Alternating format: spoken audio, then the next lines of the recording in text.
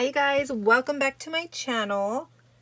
I am coming on today to share with you what I made. One of my best friends, and it's super late birthday mail.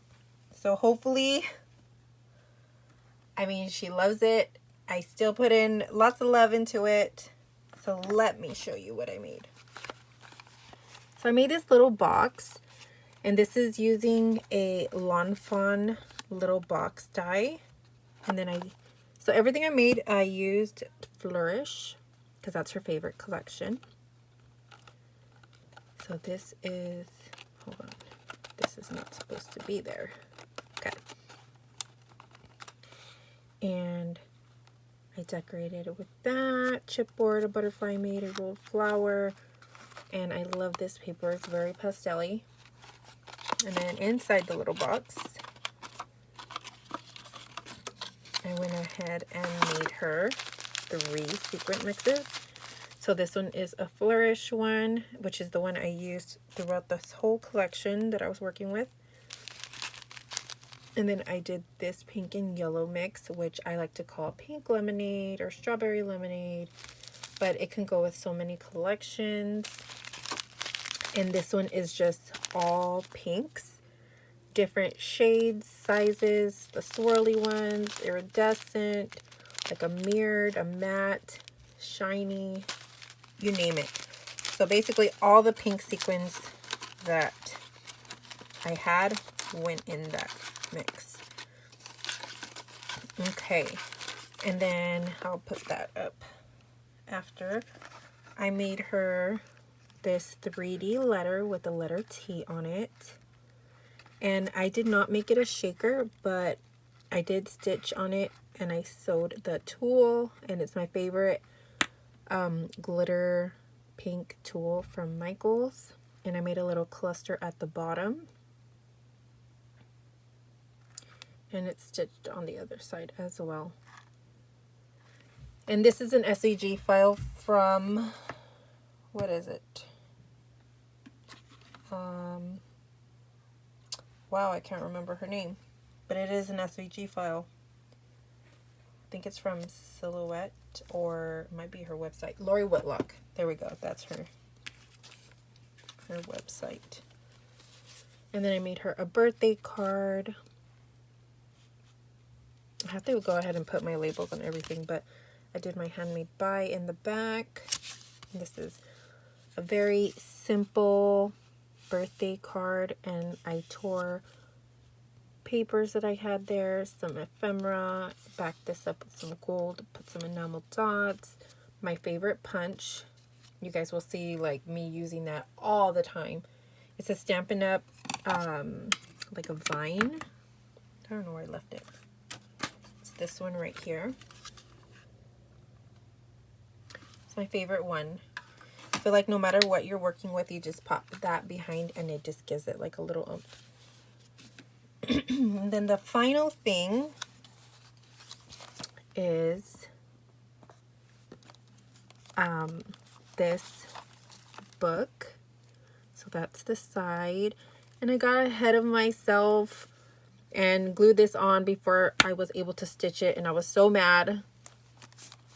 So that's the only panel that I didn't stitch in this album. But the front one is a shaker, as you can see here. And I use a lot of the chipboard pieces and like the little embellishments from the little pack that comes with the collection.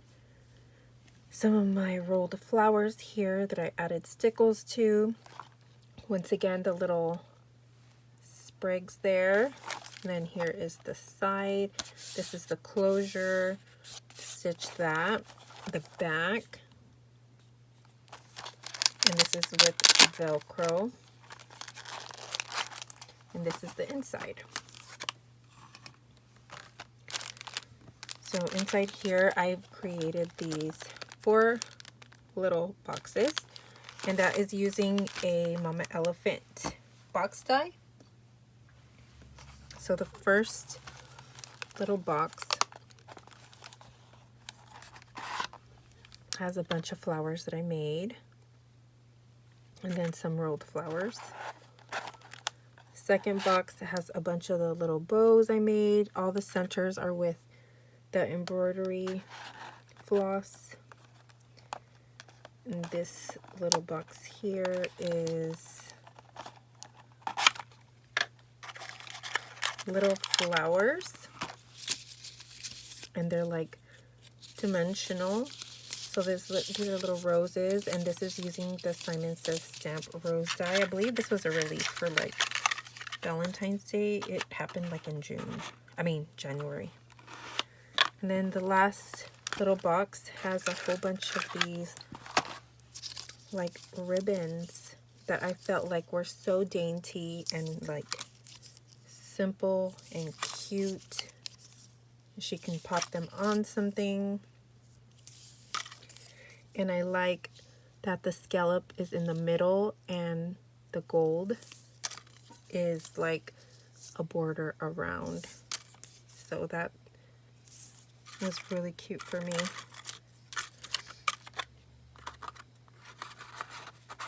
Okay, and on this side I went ahead and used my cinch for the very first time and created this little binding here and like little somewhat bag toppers for the items, and she can open them up at the bottom. So the first one is an embellishment, and it has a stitch circle shaker in the back. The next one is a bag topper. So this one is decorated, and then there's another bag topper in the back, and that one is left plain for her to decorate. And I did a bunch of these little stitched banners that she can decorate and add little things to make it her own. She really likes things that she can kind of that she doesn't have to really do the work on it, but she can have fun decorating it. So I figured these would be cute. And I made her 4 shaker library pockets. Let me take these out so you can see. So these are the pockets, and I followed, actually this one was not a tutorial. This is a die from Ellen Hudson, and it's the library pocket die. And I also have the stamp that coordinates with it, but I used like bits, the cut aparts from the collection.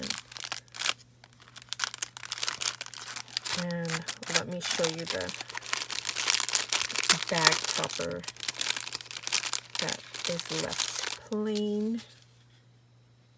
So it's stitched into a shaker, and I did add the pom-pom because that's, I feel like, is my signature on any bag topper that I do. It always has to have pom-pom trim. If I didn't put pom-pom trim on a bag topper that I've made, something is wrong with me. So that is that. And these little like tags, in a way, I think they're tags. They're meant to be used separately, but I just layered them up. And some of them have like a little lace trim, some of them don't. And I really, really love how these ones came out. I can't remember the name of the die I used, but it was one that I had just purchased in a D-stash. So I'm very proud of myself because I had just purchased that one in a D-stash. And I purchased this bag topper in a D-stash. And I purchased this box in a D-stash. These are not D-stash. I bought those. And even this little box, I purchased it in a D-stash. So I used a lot of my dies, and I'm super proud. So that is what I'm sending her, along with this Rae Dunn Happy Birthday mug. And it's super cute. And I hope she likes it. I hope you guys like this video, and I hope I gave you at least a little bit of inspiration, or if not, then at least something fun to watch, you know. So thank you so much, crafty friends. See you on the next video. Bye.